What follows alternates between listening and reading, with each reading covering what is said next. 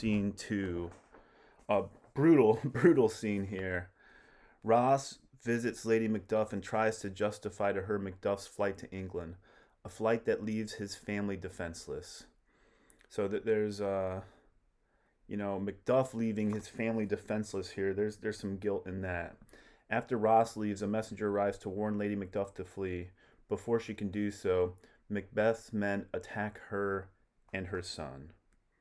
So we gotta remember Macbeth's previous soliloquy. I'm gonna kill Macduff's family. This is a brutal scene here. What had he done to make him fly to the land? My husband. He hastily, uh, he flies off, right? You must have patience, madame. He had none. She's like my husband. His flight was madness. When our actions do not, our fears do make us traitors. She's hastily condemning Macduff here. You know not whether it was his wisdom or his fear. Partly, though, this is the tricky thing, and this is the tricky brilliance about Shakespeare. In hindsight, after we see what happens, Macduff is probably gonna agonize. Oh my God, why did I leave my family? Macduff probably never thought, and this is tricky, right? And hindsight, right? We can always look back on hindsight and see how this happened and how that happened, make connections. And we see Macbeth acting horribly. I don't think Macduff ever thought Macbeth would come after his family. There's one thing, regicide, killing the king and killing other men to stay in power. Macduff never thought Macbeth would come after his family. So here we go. You know not whether it was his wisdom or his fear.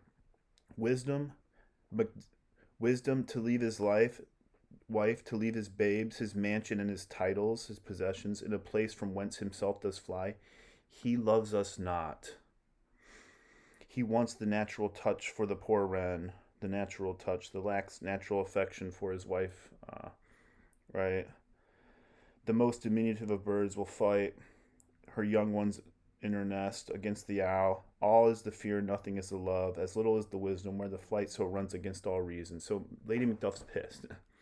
My dearest cause here, cousin, I pray you school yourself, control yourself. But for your husband, he is noble, wise, judicious, and best knows the fits of the season. He knows what's going on. I dare not speak much further, but cruel are the times. These are horrible times. When we are traitors and do not know ourselves, when we hold rumor from what we fear, yet know not what we fear, but float upon a wild and violent sea, each way and move. I'll take my leave of you. Shall not be long, but I'll be here again. Things at the worst will cease. Things are going to be better, or else climb upward to what they were before. My pretty cousin, blessing upon you. Lady Macduff, fathered he is, and yet he's fatherless. I am so much a fool. Should I stay longer, I would be my disgrace and your discomfort. I take my leave at once. So Ross leaves. I would weep, right? I would take my disgrace. Sirrah, your father's dead, and what will you do now? How will you live? Macduff, Macduff's alive, but the Lady Macduff's pissed. Your father's gone, and what will you do now? How will you live? We have the sun. As birds do, mother. What, with worms and flies? With what I get. And so do they. Poor bird, thou didst never fear the net nor lime, the bird lime, the pitfall nor the gin. Why should I, mother? Poor birds, they are not set for. My father is not dead for all you're saying. He's not dead, right? As we see later, Macduff's gonna avenge, but the cost is so great. Yes, he is dead. How wilt thou do for a father? Nay, how will you do for a husband? The son's giving it to her here a little bit. Why, I can buy me 20 at any market. Then you'll buy him to sell again. Betray. So the son's like, don't betray. You're kind of hastily condemning Macduff here. I get where they're all coming from. That's the tricky thing. The brilliance of Shakespeare. It's not either or. It's not one's wrong, one's right. It's all these complicated thoughts, emotions swirling around here. Thou speakest with all the wit, and yet the faith with wit enough for thee.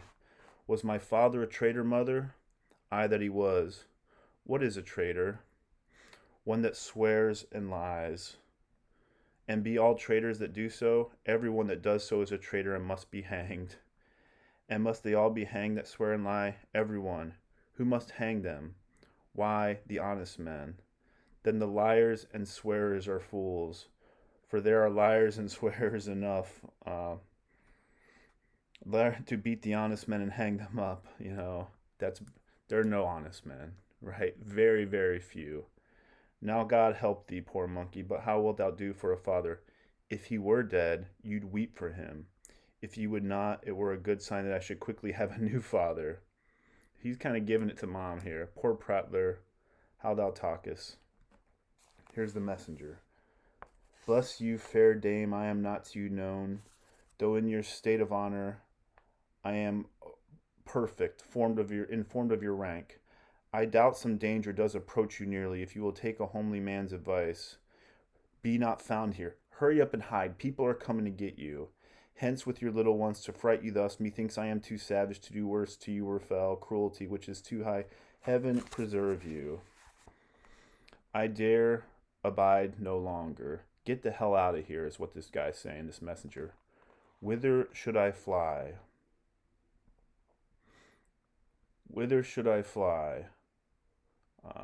I have done no harm. I've done nothing, but I remember now I am in this earthly world, where to do harm is often laudable, to do good sometime accounted dangerous folly.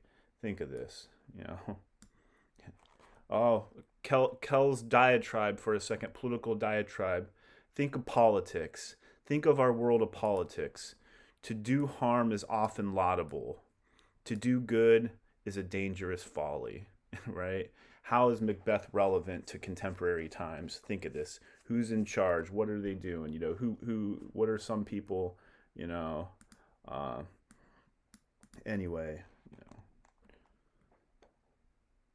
Where then, alas, do I put up that womanly defense to say I have done no harm? I've done nothing. Why, I have done no harm. I'm innocent. But in this world, it doesn't matter. Here come the murderers. Where is your husband? I hope in no place so unsanctified where such as thou may find him. He's a traitor, the murderer, the son. I love this. Thou liest, thou shag-eared villain. Shaggy hair covering over the ears. The son, he's giving it to him. What, you egg? Stabs the son. Young fry of treachery. Young fry. He has killed me, mother. Run away, I pray you. Lady Macduff runs. Murderer following by the murderers bearing the son's body. So there's this brutal scene here, right? Lady Macduff feels abandoned. Macduff leaves for strategic reasons to plan on overthrowing Macbeth.